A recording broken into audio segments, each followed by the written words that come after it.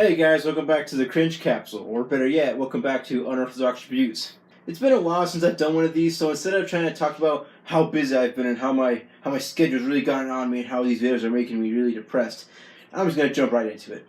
Today we're gonna focus on those good old bronies. I usually tend to ignore bronies because they're just they're kind of like an easy target. It's not really much of a challenge actually trying to look into that cringe because it's just way too easy, and it's just not like really worth looking into. But I'm gonna do it anyway. Before we start, I want to give all credit to a Waffle Boy for providing all these little compiled Brony clips together, because I was it's kind of difficult to find Brony Cringe now because now it's just all in compilations. You can't find like regular single videos. You just kind of have to you have to look really deeply into trying to find some Brony Cringe, which is it's difficult. I hate using the word cringe because it's just it's overused now. I don't know why I keep using it. But anyways, if you guys want to give Waffle Boy if you guys want to give Waffle Boy a look, take a look down there and an annotation popping up around here. It might be around here. I don't know. I don't know where it's gonna be, but it's gonna pop up around here somewhere on the screen right now. However, if you guys are little punks and turn off the annotations, then his channel will be in the link down there in the description. Alright, enough of that bullshit, and let's just get right into it now, shall we? Our first brony is a bit upset in... there's a really loud car coming up, so I might have to ignore that one. The fuck is this guy even driving anyway? It's like a fucking jet engine. Now he's just parked there.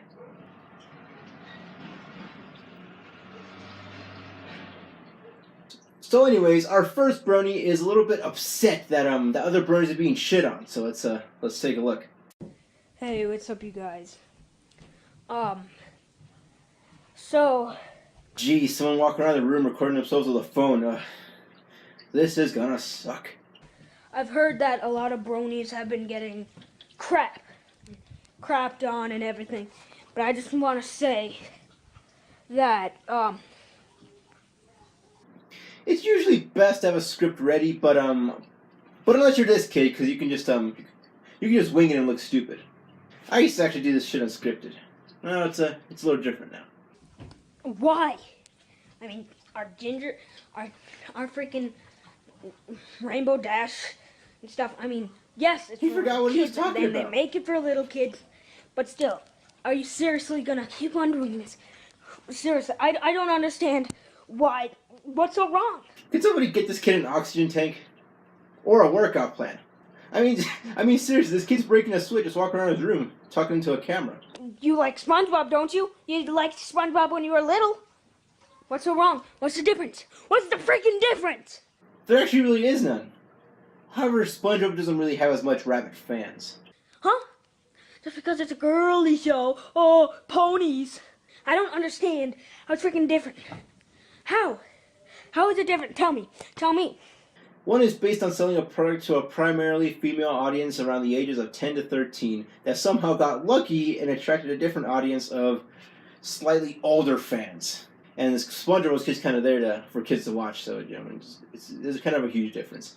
Oh my god, I am so pissed off because all of you guys are talking crap on the internet. Stop. Stop. You better stop watching that show. Seriously. I mean, what's so wrong about watching a TV show? What's so wrong? There was never really anything wrong with watching My Little Pony. However, not shutting the fuck up about it was a real problem. Seriously, bronies are gonna be the next generation of you guys, of Skrillex and dubstep. It's not really a good comparison if you look at it in hindsight. I mean, dubstep hasn't really turned any heads lately. It's kind of just become a subgenre of other subgenres that no one really gives a shit about. On second thought, that's actually a pretty good comparison. Bronies will be God. We're gonna take over the internet, okay? I'm boycotting this. How is that so wrong? How are bronies so wrong? How are bronies? Oh my god. You can tell his parents in the room next door. I mean, you can tell due to his whisper yelling. Oh my god, I'm so angry, guys! I want to yell. If he actually did yell, his parents, I think we get a video of his parents coming into his room, yelling at him for using naughty words like crap. That's a really naughty word out there. So fucking pissed off. They're not gay. They're not anything but that.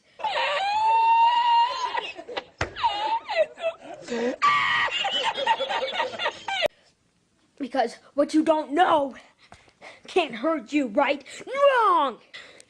We are not gay. We are not. I hate you. All of you. We are gonna boycott this. You're gonna pay. You're gonna pay for this. You're gonna pay for this. Okay. There's nothing you can do about it. Boy, he about to do it!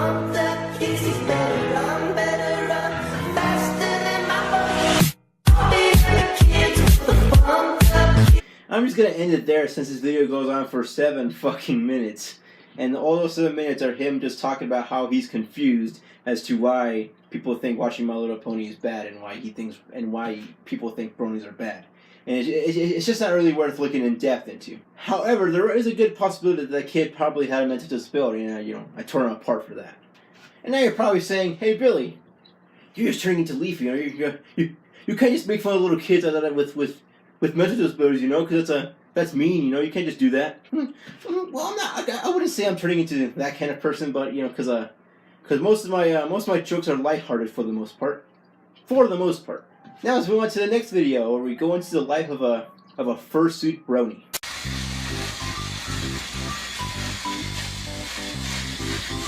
At the very least, he keeps his neck beard in check. Can't really say the same for me right now, though. My name is Rob, although most call me Finn, and among many other interests, I am interested in My Little Pony. With that body pillow back there, I say you're a bit too interested in My Little Pony now, aren't you? It's getting a little uncomfortable around here, isn't it? Body pillow as a character still mean that, right? The person who's interested in My Little Pony quite often is referred to as a brony. That's a bit of an internet moniker that sort of came to be. Oh, jeez. Something more valuable than friendship. But there is nothing worth more. There's a definite draw to the show that is way beyond what they ever expected it to get. And it hooked me. I got involved with a community of people that are interested in this and realized that, wow, I'm not as much of a freak as I thought I was for liking this. Come on, now, this is actually well made. I can't make fun of this. I mean, sure, the living room setup is kind of weird in the first season. That's also weird. But come on, it's like those are like nitpicky shit. I can't just make fun of those. I need some real material. So let's keep watching and see if this is worth it. Jesus Christ. I knew there was something uncomfortable about this video. At first I thought it was a body pillow. I thought, that's pretty embarrassing too. You can't just have that on shot right there. You gotta move that shit. But turns out it was something else. It involved the fursuit, which I didn't think would be used in this video. It was going so smoothly until that moment. We do get judged quite harshly for it by some people because they say that's a girl's show. Why do you watch a girl's show? And it's like, well, sometimes a pink shirt isn't for a girl.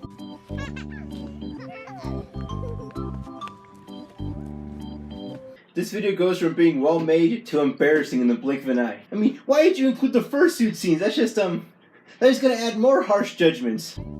Common misconception about being a brony is without a doubt that we are, I don't know, some weird people with misconceptions about what adults and children's activities are. Did the editors really do that on purpose?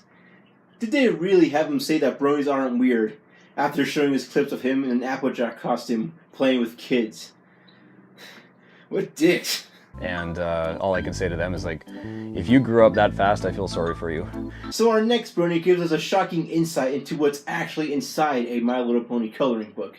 And what he finds out will truly shock you. Hey, what's up, other bronies out there? Okay, I was at Target and I found a My Little Pony Adventures in Canterlot jumbo coloring book and activities book. Okay, so he's in Target. He found a My Little Pony coloring book. What's the big deal? Big whoop. Anyway, when I opened it up and I started looking at the things, I was offended. Oh, okay, now it's starting to make a bit more sense as to what it is on here. Not by the childish activities and such they had in here, but honestly because of just Hasbro's inability to actually market to its true, demographic. Never really heard of companies trying to market coloring books of cartoons to adults. You know, it's just a it's kind of unheard of. But yeah, we were never the intended demographic, you cunt. Anyway, so the first one that I come up to is how many. Count the items below and place your answer on the line. Okay, so what's really aggravating me is they're putting cliches in here. Look, Spike the Dragon, okay? Which he's never referred to as Spike the Dragon, it's just Spike. You need to understand that he does not just like her magic. You could say in a very childish way that he liked her magic, but really it was, you know, Spike represented her inner demon and her insecurities of not having any other skill other than her magic. It's insulting. They're taking the show and bringing it to its lowest denominator, which is just such bullshit. Oh really? You're mad about buying a coloring book meant for young kids? Oh, it's not for adults? Oh, you dense motherfucker. Do they even watch the show before they put this crap together? I mean, Pony Maze. Help Princess Celestia fly to the sun and the moon. Why is she flying there? She never flies to the moon to say hello to her banished sister. Who is who? Draw a line from each pony's cutie mark to her correct name. A lot of us bronies have actually taken the time to memorize these different cutie marks. And this is actually using some intelligence. You know, and honestly, there's a lot of pages, really cool pages to color. You know, so that's what I'm going to do, but maybe you're thinking I'd look too much into the activities in this book, but... And they'd be very fucking right. You know, and Hasbro, you're never ever going to make any money off of this show unless you actually realize who's watching the show, who's going to buy your stuff. Anyway, go buy it, it's still fun. See you later. This doesn't make any fucking sense. First, he talks shit about Hasbro, saying how the coloring books aren't going to make money because they're not intended for their demographic. You know, it's just for the wrong demographic, and they're not going to make any money. But then later tells everybody watching the video to still buy the book, which in turn makes Hasbro money off the coloring books he says won't make money. I mean, this is a joke. Well, guys, this last video is really sad. It involves a rather disappointing Brony, Luna, and 100 apple pies. Now this is my final disclaimer, guys. This video is really, really sad. I mean, it won't make you shed tears of sadness.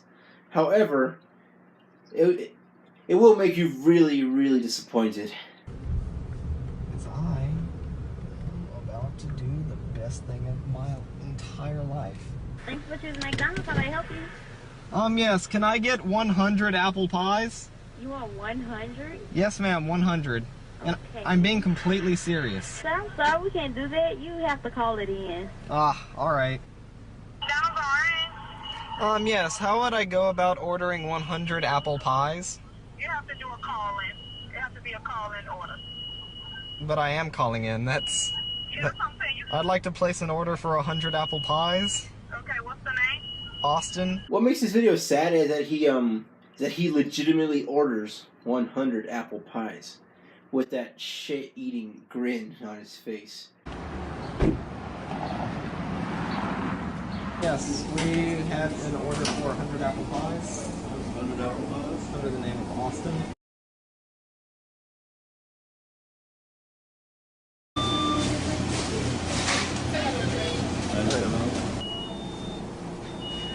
Woohoo! And here are the first 66. And here are the other 36. And behold, Princess Luna's Fort of Apple Pie. $97 for a joke. Buy a joke. Sometimes I wonder why I stick around. I know the word loser is spread around a lot, but this guy right here, this guy's a true loser right here. I mean, he spent $97 for a joke. I mean, sure, the LA Beast spends like over $100 over that at McDonald's or Burger King to buy a shit ton of food, but he actually tries to eat all that food. He tries being the key word there. He tries to eat all the food. He's not gonna eat any of them. He's wanted 100 apple pies for Luna. Now that right there is it's just truly sad. However, he may have been actually doing a challenge. You know, he may have been doing the disappointing your parents challenge, and you know, in regards to that, he probably did succeed with that. Okay, so that'll about do it for today's Cringe Capsule. I'll try to make more videos, but as always, I can't make promises. Anyways, if you guys like this video, give it a like down there. If you guys want to see more of what I have to do, including some actual reviews. hit the subscribe button down there. And yeah, as for me, I'll see you guys later. 真的也不shaky. Me unscrabbly. Your sign is fucking offensive! Shaka doobie! Doubly!